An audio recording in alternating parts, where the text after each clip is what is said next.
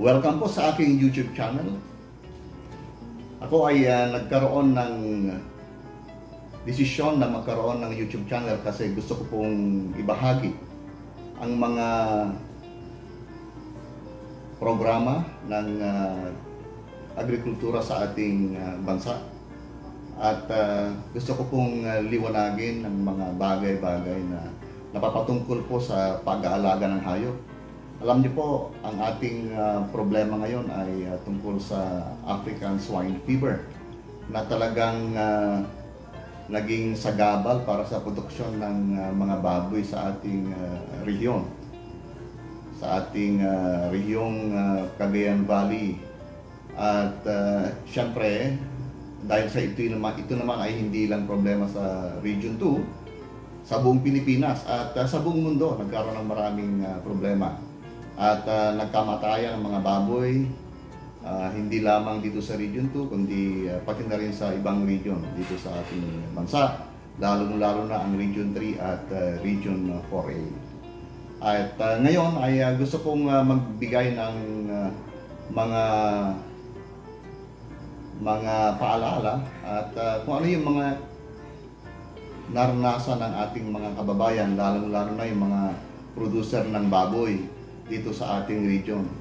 At maraming mga issues, maraming mga tanong ng ating mga magkasaka, ang ating mga nag-aalaga ng baboy sa ating region. At gusto kong liwanagin ang mga bagay na ito.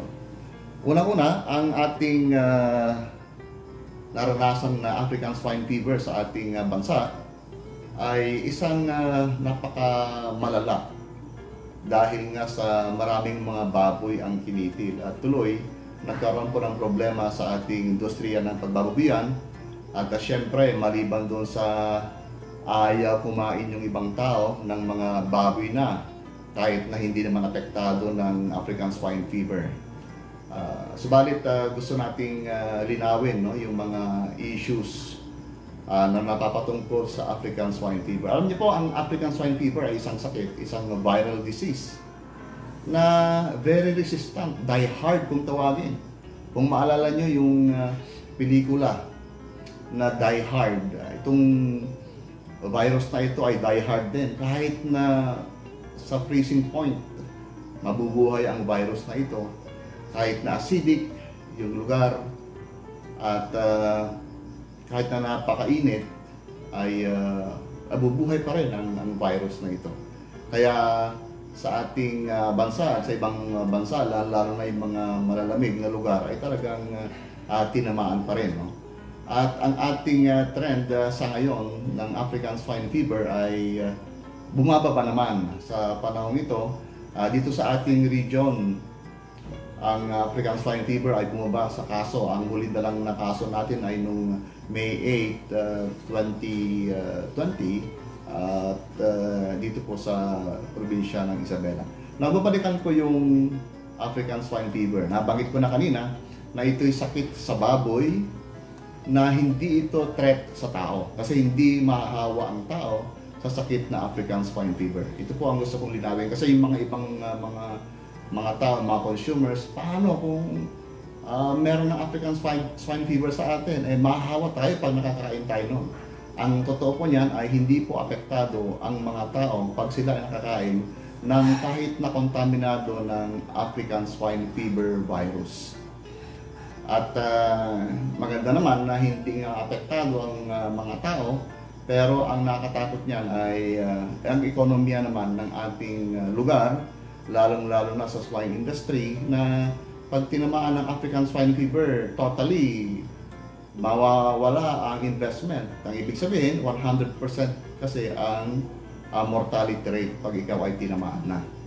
At ang isa pa ay mabilis ang pag-multiply, mabilis ang very contagious itong sakit na ito at nadadala ito sa contact, direct contact.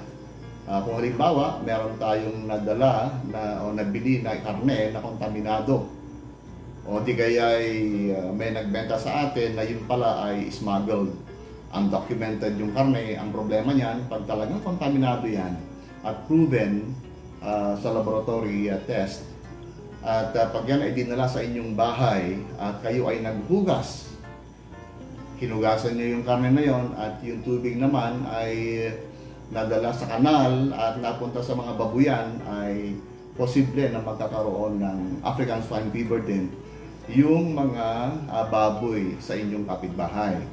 At yun nga, napakabilis kumalat ito. In just 14 days, magmamanifest yung mga simptomas sa baboy.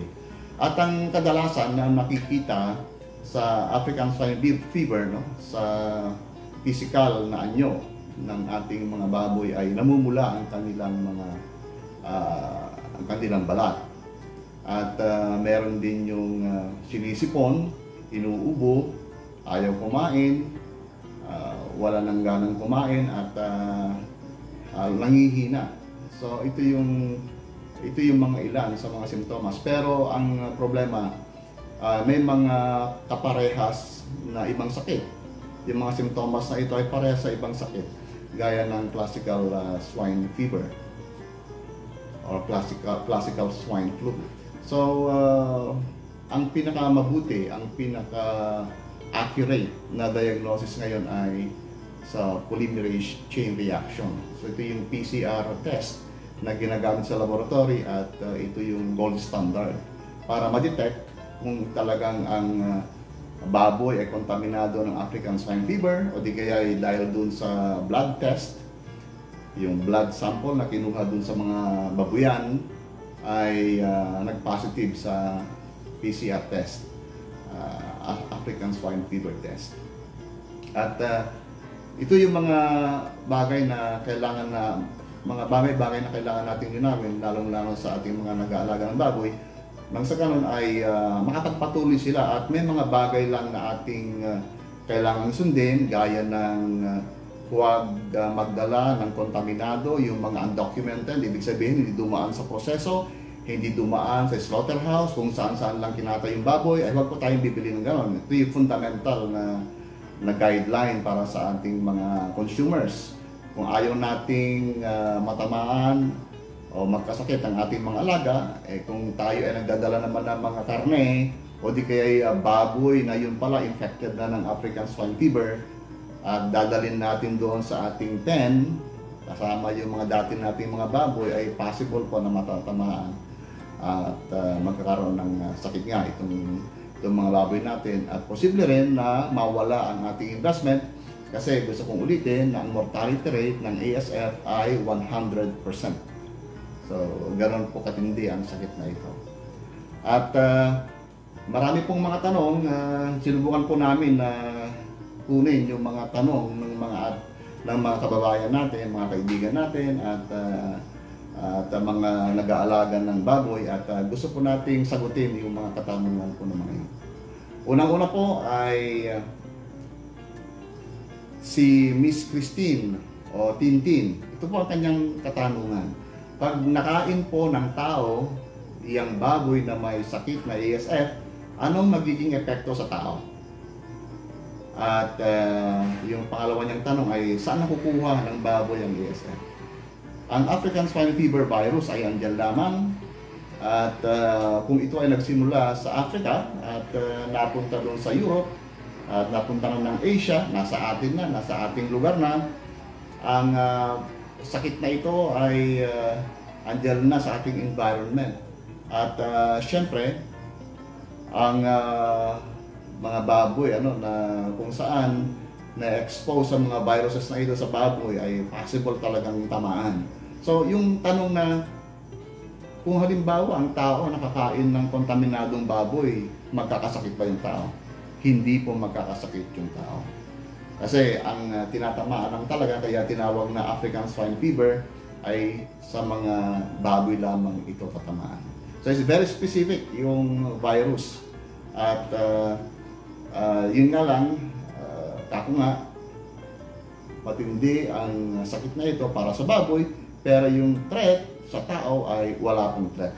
Hindi po mahawa ang tao, hindi po mamamatay ang tao kung makakakain siya ng karne na kontaminado ng African swine fever virus.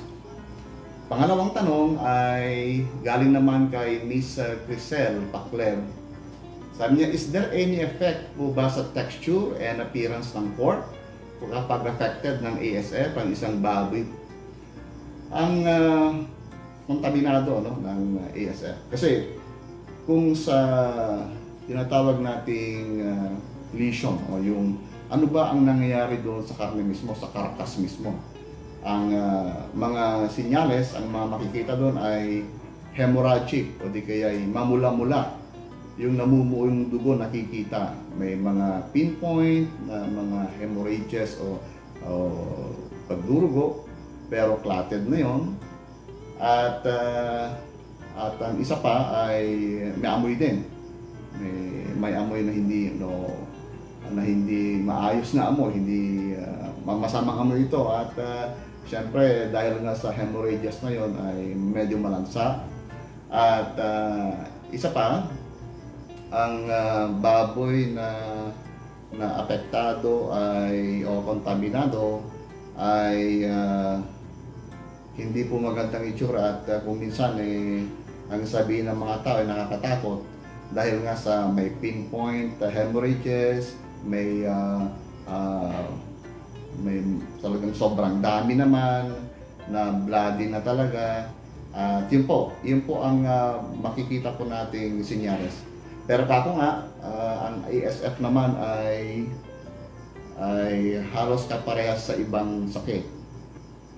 Pero ito ang mga senyales o clinical sign o lesion na nakikita sa ating mga karne. At yung balat din ay makikita mo rin yung hemorrhages na sa balat. Okay? Ang pangatlong tanong ay kay Miss Jamina Gabrilio Kamayan. May ibang amoy ba sa karne ng baboy na may ASF? O yun nga, nasabi ko na kanina, medyo malansa. At kay Mr. Ariel Bihandre naman, duration ng repopulation ng isang farm kung ito ay tinamaan ng ASF. Then kung may vaccine na po ba regarding ASF? Unang-una, ang ating pong sakit na ASF ay wala pong bakuna, wala pong treatment kasi viral infection po ito. Ang kailangan lang po ay talagang pagandahin o palakasin ang resistensya o ang immune system ng mga alaga nating hayop. At yung question kanina na kailan ka magre-repopulate, halimbawa naubos yung mga baboy sa farm o di kaya sa pig pen kung backyard type, naubos yung 5. Dahil sa sakit na ito, ang magre-repopulate ka after 4 months na. Mas maigi after 4 months kasi pag ikaw ay tinamaan ng ASF at namatay lahat, ang gagawin ay for 1 month magdi-disinfect ka doon sa pen para mamatay yung mga viruses. And then you are going to wait for another 3 months. Kaya magiging 4 na buwan. And then after 4 months, pwede ka nang mag-repopulate. O, kakargahan mo na naman yon. Pero pag magkakarga ka ay hindi dapat yung full capacity.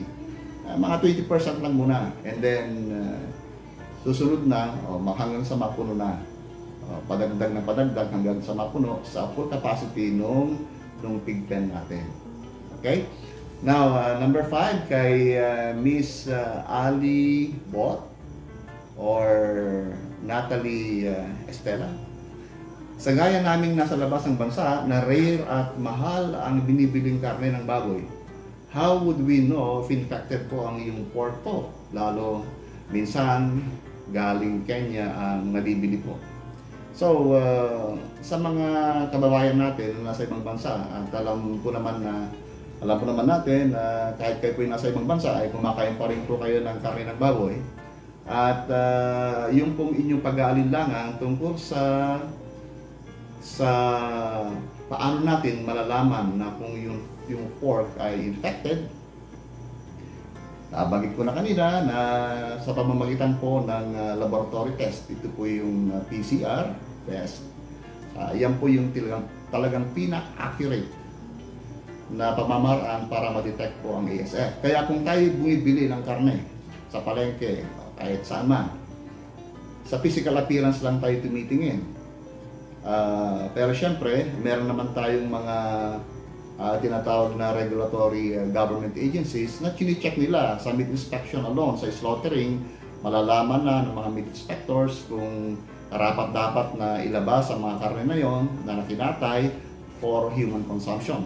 At dito sa ating bansa, very important yung role ng tinatawag nating meat inspector. Kasi chine-check niya pre-mortem, bago katayin, pag kinatay, okay, pag post-mortem na, pagkatapos na makatay na, i-check ulit.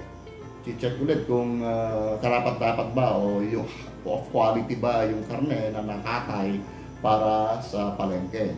At pag nakitang maraming mga bagay-bagay na hindi karapat-dapat na makita sa karne, gaya ng dugo na nagtaklat, hindi po dapat na ibenta yun. At alam naman na ng meat inspector na pag ganon, maliban doon nga sa mga hemorrhages na nabanggit ko, may mga nakikita pang mga parasites o bulate.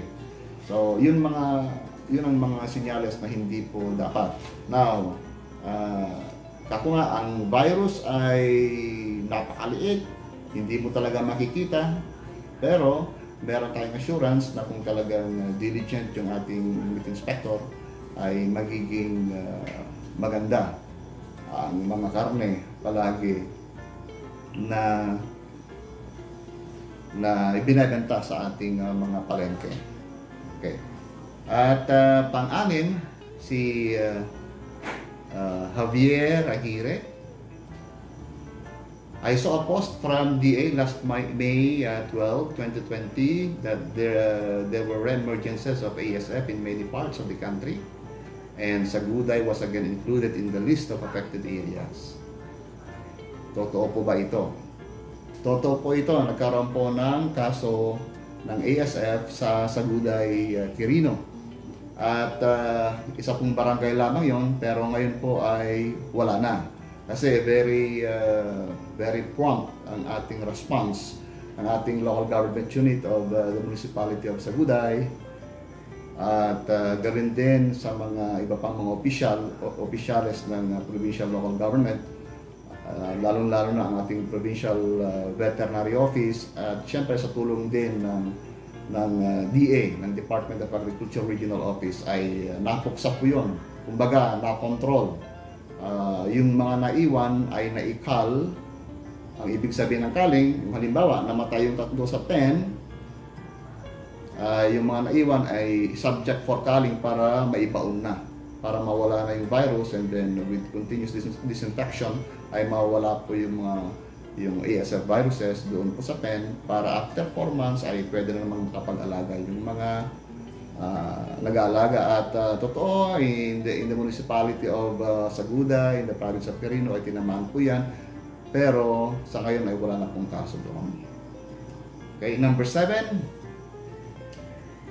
from Miss Catalina Victoria. Ang kanyang question ay, are swine flu symptoms different from the normal human flu? At sa African swine fever, kasi ito po ang ating topic, no? Sa African swine fever ay meron mga similarities, gaya ng nabanggit ko kanina na pagsipon at pag-ubo. Ito yung mga similar na simptomas. Pero kako nga, ang yung laboratory testing na PCR, doon pa rin po tayo magbe-base, kasi napakarami pong mga viruses na nakaka-apekto po sa ating respiratory system.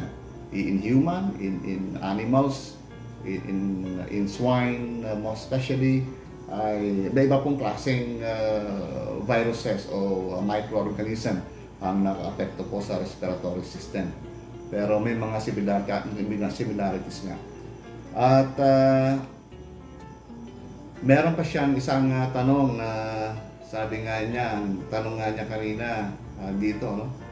Being a pork seller, what should we do to maintain and keep the trust of our customers? Napakaganda pong tanong. Kasi kung ikaw ay negosyante at nagbebenta ka ng karne sa palengke, ay assure mo na ang mga customer ay lalapit at bibili pa rin sa'yo.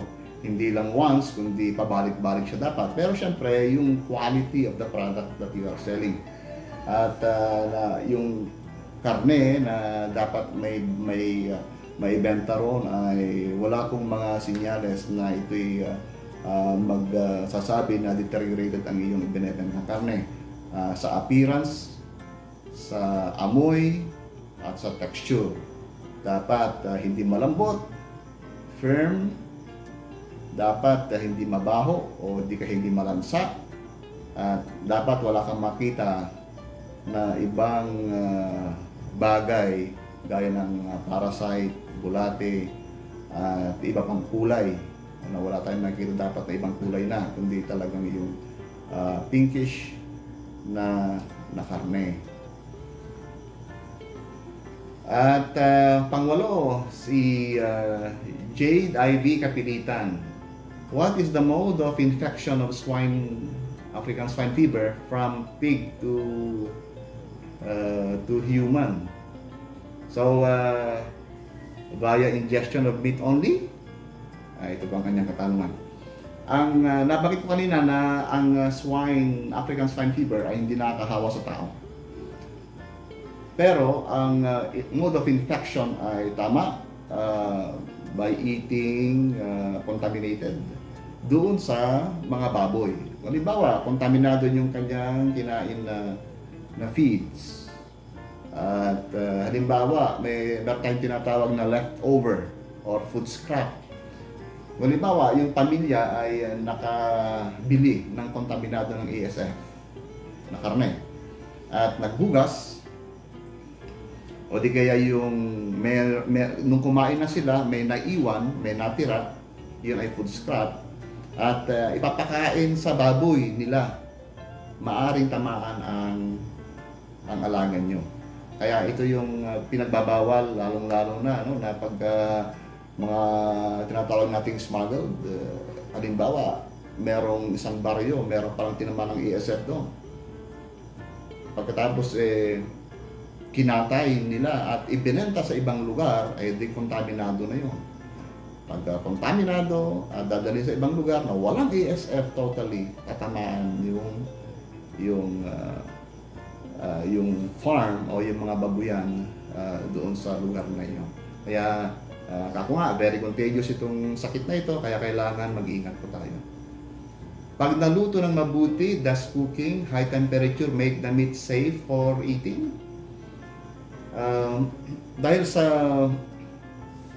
sa ang sakit na ito ay very resistant at kahit na i-subject mo sa napakainit, boiling point, meron pa rin mabubuhay. Kaya nga ang ating pakiusap ay kung ang isang binebenta na baboy, buhay man yan, o di kaya karne na, o nakatay na, at undocumented, hindi mo alam kung saan nanggaling, walang nagre-report na yan ay galing nga sa isang slaughterhouse, ay delikado po yun. Huwag po tayong bibili ng undocumented na baboy at o di kaya ay karne na wala pong meat inspection certificate na galing po ng National Meat Inspection Service, o di kaya ay hindi po galing sa isang slaughterhouse na pag-aari po ng gobyerno o sa pribadong sektor. At ang ating pong mga baboy ay talagang pag tinamaan yan ng African swine fever ay wala pong treatment. Hindi po magagamot yan ng antibiotiko, at ang gagawin lamang po natin ay ang pinakamaigi pag talagang positive na yan at declare ng laboratory test na positive ng African swine fever, ay ikal na lang po natin para hindi na po kumalat. Kasi ang problema, pag meron pong naiwan na tatlo doon at totally na at in the future naman, later on, mamatay lang din naman yung mga naiwan, ay mas maganda na lang i-subject na lang natin for culling para ma-prevent yung further spread ng sakit na ito sa ibang lugar. So, importante na makipag-cooperate po tayo sa ating gobyerno, sa ating mga authorities para yung transmission ay hindi po magpatuloy. Okay? At sabi nga, isa pang question niya rito ay, once the pig gets it, is it fatal with high mortality rate or there is a good recovery survival rate? Okay, nasagot ko na po ito kanina na talagang very fatal, 100% ang mortality rate, walang survival rate po rito. Kumbaga, hindi natin pinag-uusapan yung survival. Mas maganda, ikal na lang natin lahat yung nandun sa farm at we are going to wait for 4 months kasi 1 month disinfection sa pen and then another 3 months to wait. 4 months po ang totality and then after that we can repopulate o mag-uumpisa na ulit na naman tayo na mag-alaga ng ating baboy. Okay. So yan po yung mga katanungan na nasagot po natin. Sana po ay nagkaroon po kayo ng konting idea about the African swine fever na ang lambak po ng Cagayan ay meron pong mga 451,000 base po sa report ng ating mga authorities, 451,000 heads ang ating pong baboy dito sa Region 2 at in totality sa buong Pilipinas po ay 12.7 million. Ang ating pong region ay marami pong mga feedstock at meron pong potential kasi number 1 po ang sa corn production and meron din po tayong rice bran and other feed ingredients. Tinaasahan po ng ating mga magsaka, ang ating mga swine raisers na makarecover at para maging masigla ulit. Ang baboy po sa ngayon ay nagre-range po sa 105 to 115. Madalang pong umabot na sa 120, pero in other areas ay umaabot na po ng 130 pesos per kilo live weight. At dahil nga sa ibang region ay nagkukulang na sila ng baboy, tayo po sa Region 2 ay nagpapadala po ng baboy doon. Nagbebenta po tayo ng baboy doon sa ibang regions, most especially sa Region 3. Ang ating pong region ngayon ay sa ngayon ay negative na sa swine fever. Wala na po tayong bagong kaso pero hindi pa totally eradicated. Pero yun po ang ating goal na totally eradicated para mawala na po tayo sa mapa na red zone or infected zone. May inaantay na lang po natin ay yung 1 plus 3 months. 1 month disinfection, 3 months to wait para ang isang munisipyo ay pwede ma-declare ulit na ASF free. Pag totally in that period ay wala nang kaso. So marami na po tayong ginagawang pamamaraan. Ng Department of Agriculture ay gumagawa na po ng paraan para alamin at kung ano yung mga munisipyo na pwede nang i-apply for declaration as ASF free municipality. At sana nung una-unang tugigaraw na ating in-apply for as ASF free dahil sa mapunta sila ng 4 months na wala pong ASF. At yung ibang municipality naman ay susunod na sa ating application for as long as they will be maintaining their municipalities sa ASF free already. Ibig sabihin, wala nang ibang kasong lumalabas o wala nang kasong lalabas pa sa kanilang lugar. At yan ay sa pamamagitan ng proper monitoring and surveillance at proper reporting, and at the same time strengthening the checkpoints. Yung may mga kanya-kanya po kasi mga checkpoints yan. Mga probinsya may kanya-kanya pong checkpoint at yung pagbabawal ng mga undocumented na baboy at karne ay dapat may strengthen po yung implementation. Talam na po ng ating mga local authorities ito at i-maintain lang po natin gawin nang sa ganon ay magiging masigla ulit ang ating swine industry sa buong region at patuloy tayo makapagpadala ng mga baboy sa ibang region kung ito magpapatuloy. So maraming salamat sa inyong panonood at gusto ko lang pong banggitin na sa darating pong linggo o sa darating pong Sabado ay ang ating pong topic naman ay tungkol sa food production in the backyard or in the front yard, na meron pong kombinasyon ng pag-aalaga ng manok at pagtatanim ng gulay sa ating bakuran. So, please subscribe to my channel to know more about agriculture. At magandang araw po sa inyong lahat.